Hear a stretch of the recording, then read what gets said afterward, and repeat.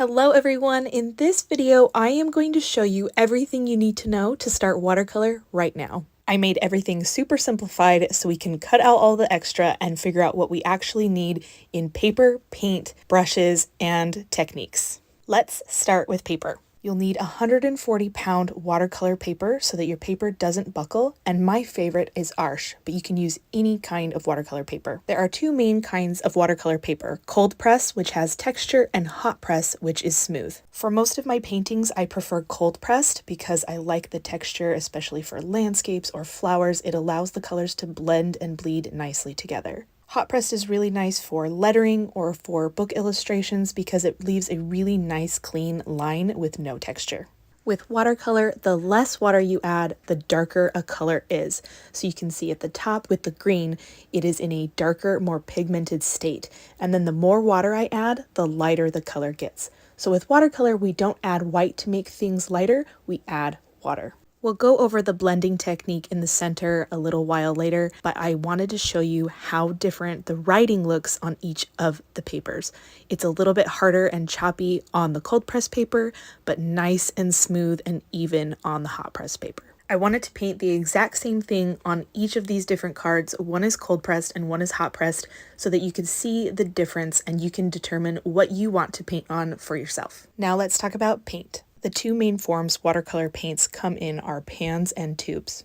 This is a set of watercolor pans. They come dry and ready to use. You add a little bit of water to your color with your brush, and then you can paint straight away. Watercolor also comes in tubes, which is my favorite way to use them. You can get any kind of watercolor, pans or tubes, in student grade or artist grade. There's a significant difference in color, vibrancy, and price. You can use the watercolor paint directly from the tubes, but I would suggest putting the paint into a palette and letting it dry overnight. Letting the watercolor dry before use allows you to have better control over your water to paint ratio. All you need to do is squeeze the paint into the wells on your palette and wait 24 hours before use. I also like this method because it allows me to control what colors I have in my palette and I can refill them whenever I'm running out. Once the paint is completely dry, you use them in the same way that you use pans, getting your brush wet, wetting the paint, and then applying directly to the paper. Now let's talk about brushes. When you're starting out with watercolor, really the only brush you need is a round brush. My favorite brushes are from Polina Bright, but I know they can be a little pricey and she ships from Australia, so I would suggest this Cotman round size 6, and that's what I'm going to show you the other techniques with. In art, when we make a mark with our brush, it's called mark making, and every brush, depending on its size and shapes, makes different marks.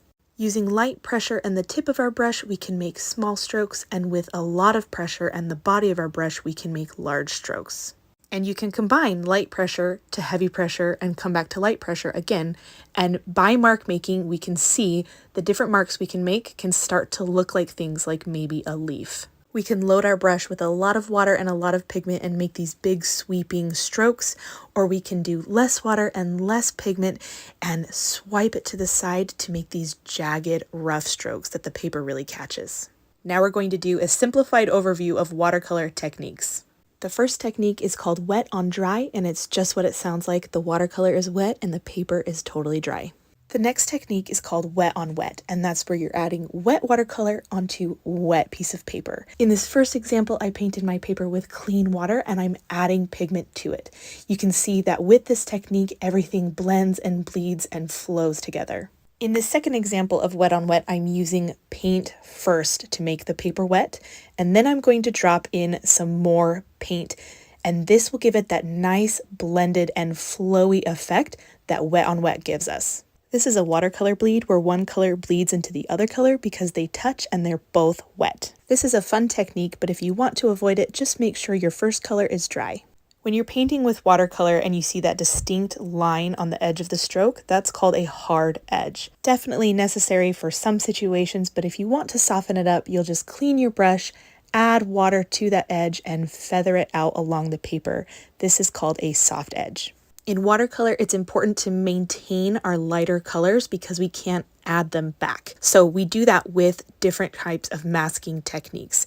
This is called masking fluid. So the masking fluid is applied to the paper in a liquid form and it dries into an almost type of rubbery consistency Once it's completely dry, you can paint over the top of it.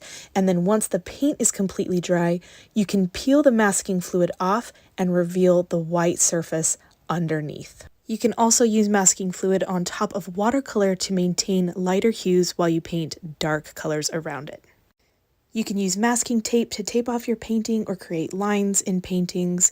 You can use sponges like this to create textures, perfect for trees in any of your paintings.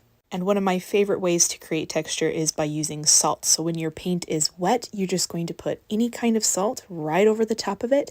And as it dries, the salt takes in the pigment and creates the coolest, prettiest textures. And that is my super simplified guide to everything you need to know to start watercolor right now.